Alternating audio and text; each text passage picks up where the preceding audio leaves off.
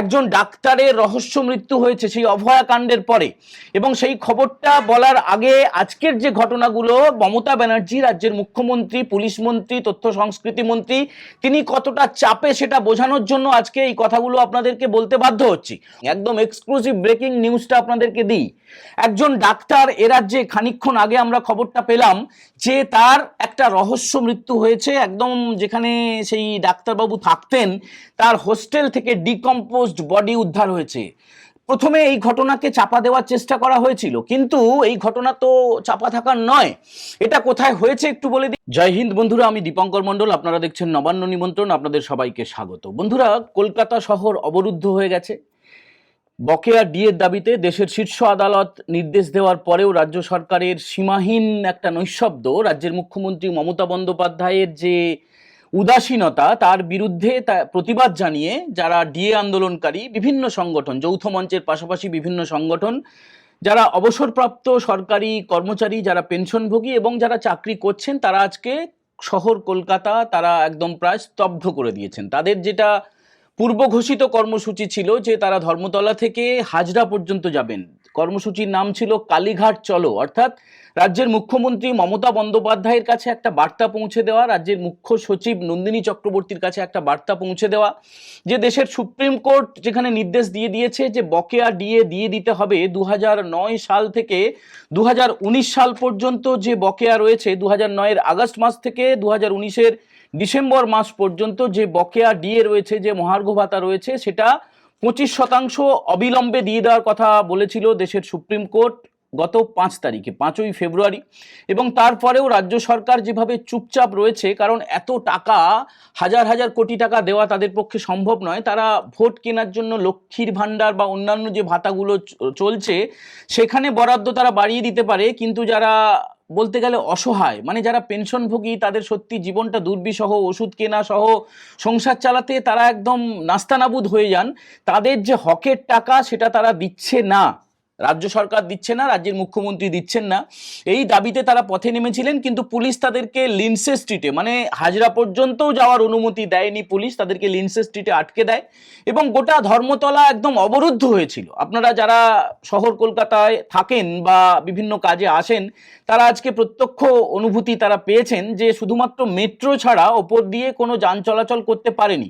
মানে যারা বিশেষ কাজে বেরিয়েছেন, অ্যাম্বুলেন্স, মানে বাধ্য, গোটা ধর্মতলা যদি অবরুদ্ধ হয়ে থাকে, এবং এর পেছনে দায়ী হচ্ছে পুলিশ প্রশাসন। তবে রাজ্যের মুখ্যমন্ত্রী মমতা বন্দ্যোপাধ্যায় পুলিশ মন্ত্রী হওয়া সত্ত্বেও তিনি যে নির্দেশ দিয়েছেন, পুলিশ কিন্তু কলকাতায় লাঠি চালায়নি, কলকাতায় লাঠি চালায়নি। তবে তারা, যারা যৌথ মঞ্চ সহ বিভিন্ন যে কর্মী সংগঠন, তারা আগামী 13ই মার্চ সাধারণ ধর্মঘটের ডাক দিয়েছেন সমস্ত স্তরে, পঞ্চায়েত, পুরসভা, যে কোনো সরকারি দপ্তর, স্কুল, কলেজ, বিশ্ববিদ্যালয়, সব জায়গাতে। এবং পুলিশের একটা বড় অংশ কিন্তু বিদ্রোহ ঘোষণা করেছে। এর আগে পর্যন্ত এই যে আমরা স্লোগান শুনতাম, পুলিশ তোমার ডিএ বাকি, এই মিছিলে হাঁটবে নাকি, দেখুন এই কথাগুলো অত্যন্ত তাৎপর্যপূর্ণ, প্রাসঙ্গিক বলেই বলছি। আমরা যে খবরটা আজ আপনাদের দেব সেটা এখনো পর্যন্ত কোনো টেলিভিশন চ্যানেল, কোনো সংবাদ মাধ্যম দেখায়নি। একজন ডাক্তারের রহস্য মৃত্যু হয়েছে সেই অভয়াকাণ্ডের পরে, এবং সেই খবরটা বলার আগে আজকের যে ঘটনাগুলো, মমতা ব্যানার্জি রাজ্যের মুখ্যমন্ত্রী, পুলিশ মন্ত্রী, তথ্য সংস্কৃতি মন্ত্রী, তিনি কতটা চাপে সেটা বোঝানোর জন্য আজকে এই কথাগুলো আপনাদেরকে বলতে বাধ্য হচ্ছি। অন্যদিকে উত্তরবঙ্গে, সেখানে আদিবাসীদের একটা কর্মসূচি ছিল, সেখানে জল কামান, পুলিশের লাঠি, সেখানে যা তা হয়েছে, আদিবাসীদের উপরে পুলিশ নির্বিচারে লাঠি চালিয়েছে। অন্যদিকে আপনারা হাওড়ার পিলখানার ঘটনা জানেন, সেখানে রোমহর্ষক একটা কাণ্ড হয়েছে একদম ভোরবেলায়, গতকালকের কথা বলছি, ভোরবেলায় সিসি ক্যামেরার ফুটেজ দেখে যা বোঝা যাচ্ছে যে তৃণমূলের যে মস্তানরা, গুন্ডারা, দুষ্কৃতীরা, তারা একদম, যারা তৃণমূলের পতাকার নিচে বড় হয়েছে, তৃণমূলের পতাকার নিচে যা তা করে বেড়ায়, জেল খাটার পরেও তারা বেরিয়ে আসে এবং কোমর থেকে বার করে, মানে এই টার্মগুলো বলবো না, তার কারণ যেগুলো কোড অফ এথিক্সে আটকে যাবে, যে তারা একদম যেভাবে কাণ্ডটা হয়েছে সেটা আপনারা দেখেছেন, একদম মাথা ফুঁড়ে চলে গেছে, পেট ফুঁড়ে চলে গেছে। তারপরেও কিন্তু পুলিশ এখনো পর্যন্ত একজনকেও গ্রেপ্তার করতে পারেনি। এই কথাগুলো বলছি এই কারণে, 2026-এর বিধানসভা ভোটের আগে এ রাজ্যে যে অ্যানার্কিটা তৈরি হয়ে গিয়েছে, অচলাবস্থা তৈরি হয়ে গিয়েছে, সরকার কার্যত পঙ্গু হয়ে গেছে, সরকার গোটাটা পঙ্গু হয়ে গেছে। এবার আসছি, রাজ্যের মুখ্যমন্ত্রী তো স্বাস্থ্যমন্ত্রী। আপনারা জানেন যে 2024-এর আগস্টে কলকাতার আরজিকর মেডিকেল কলেজ হাসপাতালে কি কাণ্ড হয়েছিল। একজন ডাক্তার, তিনি অন ডিউটি অবস্থায়, কর্তব্যরত অবস্থায় তার উপরে শারীরিকভাবে অত্যাচার চালানো শুধু নয়, তাকে হত্যা করা হয়েছিল এবং সেই ঘটনাকে ধামাচাপা দেওয়ার চেষ্টা করা হয়েছিল। গোটা রাজ্য, গোটা দেশ, বিশ্বের বিভিন্ন জায়গায় সেই ঘটনার প্রতিবাদে এখনো পর্যন্ত মোমবাতি মিছিল কিন্তু হয়ে চলেছে। এখনো পর্যন্ত অভয়াকাণ্ডের বিচার চেয়ে মানুষ রাস্তায় নামেন, প্রতিনিয়ত রাস্তায় নামেন। আজকে ধর্মতলায় যে আন্দোলনটা হয়েছিল সেখানেও অভয়ার মা এসেছিল এবং এরই পাশাপাশি এবার আমরা সেই সুপার ব্রেকিং, একদম এক্সক্লুসিভ ব্রেকিং নিউজটা আপনাদেরকে দিই। একজন ডাক্তার, এ রাজ্যে খানিকক্ষণ আগে আমরা খবরটা পেলাম যে তার একটা রহস্য মৃত্যু হয়েছে। একদম যেখানে সেই ডাক্তারবাবু থাকতেন তার হোস্টেল থেকে ডিকম্পোজড বডি উদ্ধার হয়েছে। প্রথমে এই ঘটনাকে চাপা দেওয়ার চেষ্টা করা হয়েছিল, কিন্তু এই ঘটনা তো চাপা থাকার নয়। এটা কোথায় হয়েছে একটু বলে দিই। নদিয়া জেলার কল্যাণীতে কলেজ অফ মেডিসিন, ভালো করে শুনুন, প্রতিষ্ঠানটার নাম শুনুন, college of medicine and GNM hospital. College of medicine and GNM হসপিটালে, এই নদিয়াতে, যেটা 2009 সালে এই হাসপাতালের প্রতিষ্ঠা, 2010 সাল থেকে এমবিবিএস পড়ানো শুরু হয়েছিল এবং এখানকার একজন ডাক্তারের ছাত্র, আর কয়েক মাসের মধ্যে তার ফাইনাল ইয়ার, একদম ফাইনাল ইয়ারের ছাত্র, তার নাম হচ্ছে, নামটা আপনাদেরকে বলছি, পুলক হালদার। ডাক্তারির চূড়ান্ত বর্ষের ছাত্র পুলক হালদার, তার হোস্টেলের ঘর থেকে তার ডিকম্পোজড বডি উদ্ধার হয়েছে। এই ঘটনাকে প্রথমে অতটা আমল দেওয়া হয়নি, প্রথমে ধামাচাপা দেওয়ার চেষ্টা করা হয়েছিল। তারপরে যদিও এখন পুলিশকে ডাকা হয়েছে, পুলিশের উপস্থিতিতে দেহটাকে নিয়ে যাওয়া হয়েছে, পোস্টমর্টেম করা হবে এবং অভয়া কাণ্ডের মতো এই কাণ্ডকেও কি চেষ্টা করা হবে, এই কাণ্ডের যে তদন্ত রিপোর্ট সেটা কি প্রকাশিত হবে।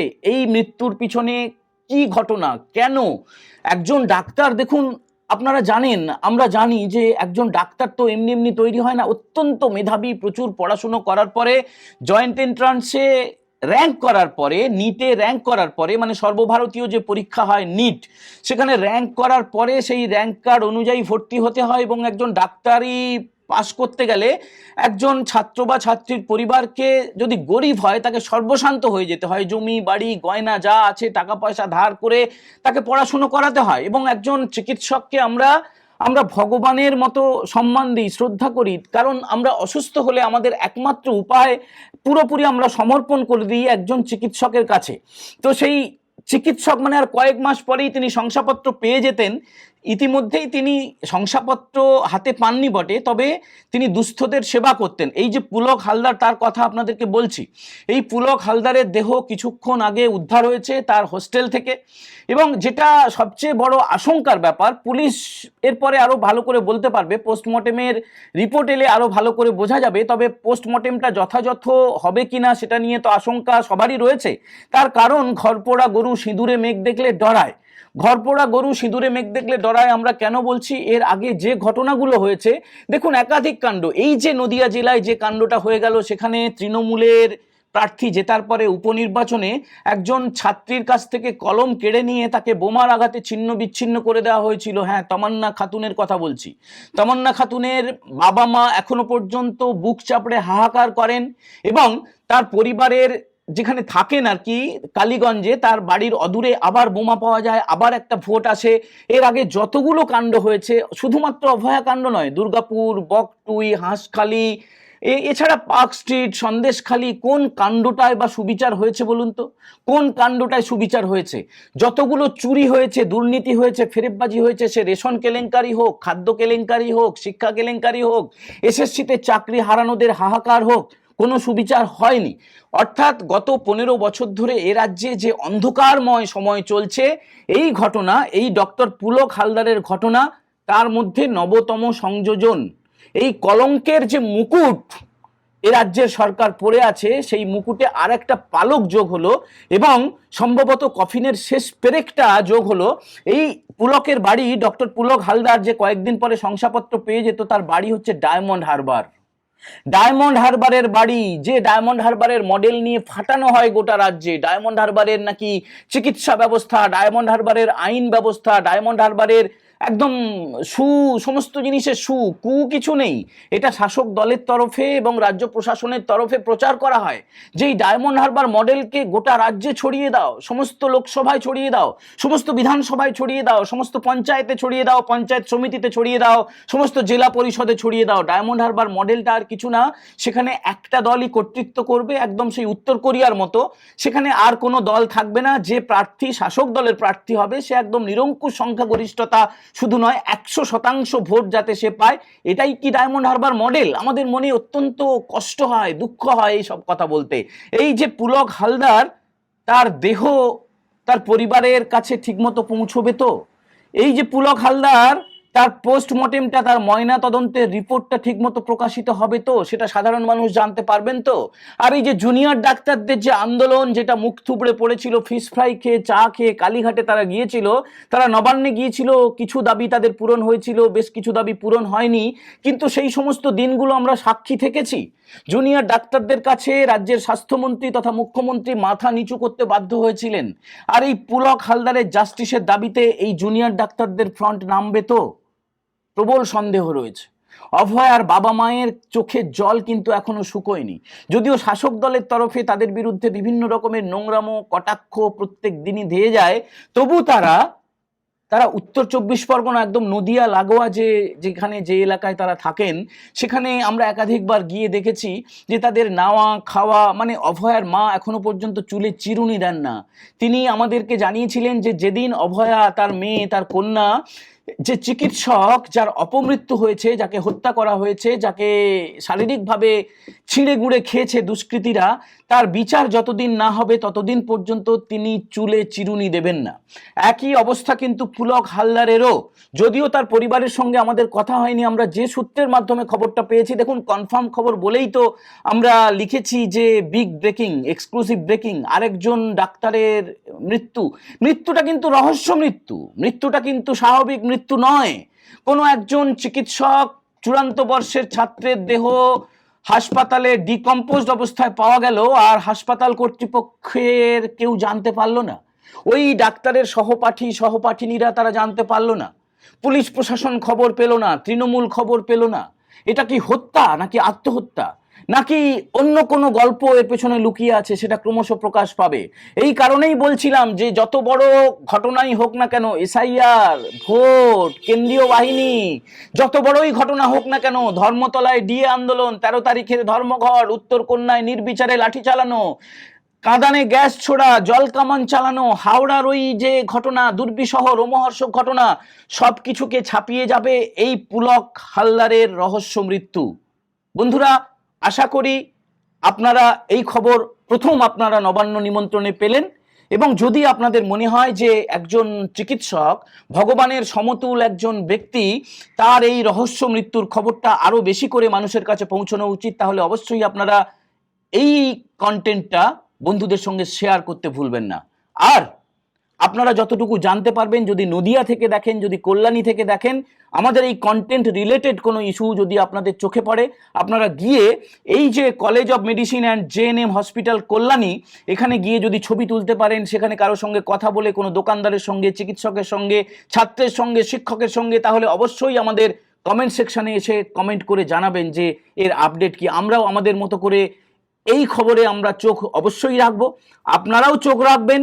এবং যারা প্রথমবার দেখছেন তারা নবান্ন নিমন্ত্রণ চ্যানেলটা সাবস্ক্রাইব করে বেল বাটনে প্রেস করতে ভুলবেন না। রাজ্যের স্বাস্থ্যমন্ত্রী, মুখ্যমন্ত্রীর ঘুম কখন ভাঙে এখন দেখা যাক, কখন অন্যান্য টেলিভিশন চ্যানেলগুলো এই খবরে করতে শুরু করে, পোর্টালগুলো করতে শুরু করে, সেটাও আমরা দেখব। আদৌ করবে কিনা তা জানি না, তবে ঘটনাটা কনফার্ম খবর, সত্যি খবর, এই কারণে প্রথম আপনাদের কাছে পৌঁছানো কর্তব্য বলে মনে করে এই কন্টেন্টটা আপনাদের জন্য তৈরি করলাম। সবাই সুস্থ থাকবেন, নজর রাখবেন, সতর্ক থাকবেন। আজকের মতো এই কন্টেন্ট আমরা এখানেই শেষ করছি। জয় হিন্দ, বন্দে মাতরম।